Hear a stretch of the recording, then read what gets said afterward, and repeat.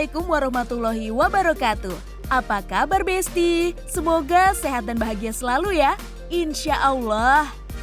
By the way, pada suka makan ikan gak nih? Duh, ikan itu diapain aja enak ya. Dibakar, dipanggang, dipepes, mantep bener. Apalagi cocolan sambalnya yang Yahut. Masya Allah, nikmat dunia banget ya Besti. Besti sukanya ikan apa nih? Ikan air tawar atau ikan laut? Dua-duanya sih enak dan memiliki keunggulan masing-masing ya. Insya Allah. Ngomongin soal ikan, tahu nggak sih kalau ikan sendiri sudah disediakan Allah untuk dimanfaatkan oleh kita umat manusia? Masya Allah.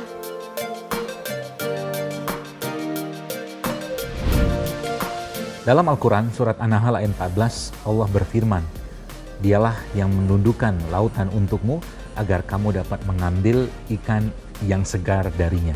Lahman Torian.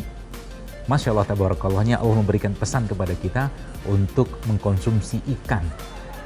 Di mana saat itu di dalam Al-Quran, dalam surat An-Nahl tadi, Allah menjelaskan bahwa Allah yang menundukkan lautan yang begitu luas, begitu banyak ombak, tapi kita bisa mendapatkan atau mengambil ikan yang segar di sana.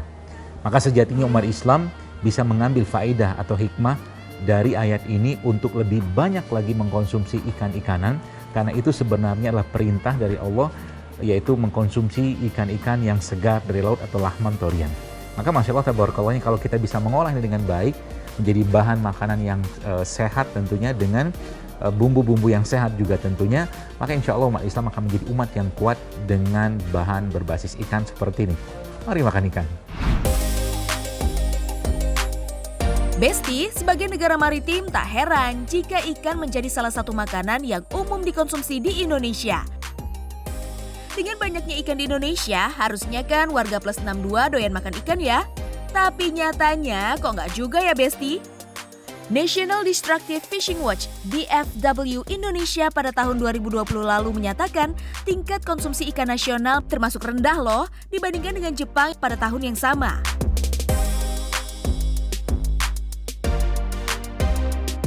Jadi mungkin kita tahu bahwa lemak ikan atau minyak ikan itu kan sangat baik bagi pertumbuhan otak ya, pembuluh darah ya, atau mungkin jantung. Selain itu, kandungan lemak jenuhnya juga rendah sehingga baik dikonsumsi bagi mereka yang sedang menjalani diet. Ikan juga merupakan salah satu makanan yang kaya akan kandungan protein dan asam lemak omega 3. Tubuh manusia tidak menghasilkan asam lemak omega 3 sendiri sehingga hanya didapatkan melalui makanan. Besti, omega 3 adalah sejenis minyak sehat atau lemak tak jenuh yang banyak terdapat pada makanan laut seperti ikan tuna, salmon, tongkol, dan sarden. Tak hanya pada ikan atau minyak ikan, omega 3 juga terdapat pada telur, minyak canola, minyak zaitun, kacang kedelai, dan biji-bijian. Ada 3 jenis omega 3 yang baik untuk kesehatan, yaitu asam alfa-linoleat atau ALA, asam eicosapentaenoik (EPA), dan asam docosahexaenoik (DHA). Omega 3 yang berasal dari minyak ikan termasuk dalam jenis EPA dan DHA. Untuk mencukupi asupan omega 3, kamu perlu mengkonsumsi makanan bergizi seimbang termasuk ikan. Jumlah asupan ikan yang direkomendasikan adalah 1-2 porsi per minggu. Psst, sering-sering makan ikan juga bisa bikin cantik loh. Masya Allah. Jadi ikan merupakan salah satu sumber protein ya, protein laut atau protein hewani yang dia memiliki kandungan yang banyak sekali di luar pada protein sendiri, seperti ikan mengandung lemak yang sehat yang kita kenal sebagai omega 3. Kemudian juga dalam ikan sebenarnya ada kolagen juga, kolagen yang digunakan untuk ya mungkin sekarang kaum perempuan ya, wanita, untuk mengencangkan kulit ya. Jadi ikan itu juga mengandung kolagen. Kemudian juga tentunya ikan mengandung vitamin ya, vitamin-vitamin, mineral-mineral yang tinggi, yang sangat bermanfaat tentunya untuk tubuh kita. Tapi pada dasarnya ikanlah sumber protein yang sangat baik. Dalam Islam, ikan merupakan hewan yang suci baik ketika masih hidup maupun setelah mati. Bayangkan Besti, bahkan sudah menjadi bangkai pun ikan halal untuk dimakan loh. Berbeda dengan hewan lain yang haram dimakan ketika sudah mati sebelum disembelih. Seperti sabda Rasulullah SAW dalam sebuah hadis riwayat Abu Daud. Laut itu suci airnya dan halal bangkainya. Ilmu pengetahuan modern kemudian menemukan alasannya. Ternyata hal ini karena ikan tidak memiliki pembuluh darah yang menyebabkan mengendapnya darah. Sedangkan pada hewan darat yang mati tanpa disembelih, darah dalam tubuhnya akan mengendap sehingga tidak boleh dikonsumsi karena dapat menyebabkan penyakit. Jadi ikan yang segar, dan ikan merupakan salah satu hewan yang memang dalam kondisi mati pun kita masih boleh mengkonsumsinya, bahkan tidak masalah secara fikihnya. Namun ikan yang terbaik juga secara rasa adalah ikan yang kita tangkap dari lautan atau mungkin dari sungai ya.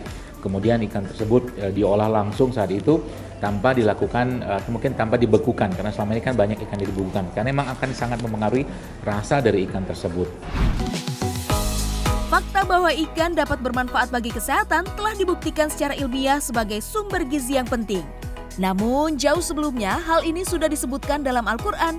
Allah Subhanahu wa Ta'ala berfirman dalam Al-Quran surah An-Nahl ayat 14. Dan dialah Allah yang menundukkan lautan untukmu, agar kamu dapat memakan daripadanya daging yang segar ikan.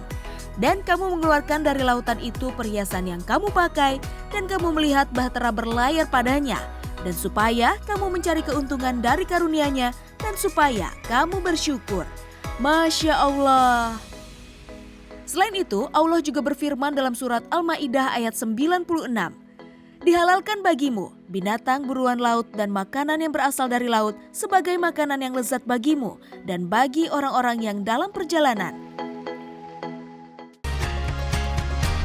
Besti, jika ingin makan ikan, kita harus cermat dalam memilih dari mana ikan itu berasal. Hindari ikan dari laut yang tercemar karena kemungkinan besar ikan sudah tercemar zat berbahaya. Ya, tergantung setahu saya di mana lautnya dulu ya, karena tidak semua laut itu tercemar. Ada juga laut-laut yang memang bebas dari polutan-polutan logam berat seperti itu. Tapi kita tahu bahwa ikan juga termasuk salah satu ya makhluk dalam ekosistem yang ya semakin besar ukuran dari suatu ikan ya atau makhluk hidup ya, itu maka akan semakin besar tingkat pencemaran pada makhluk tadi atau makhluk hidup tersebut.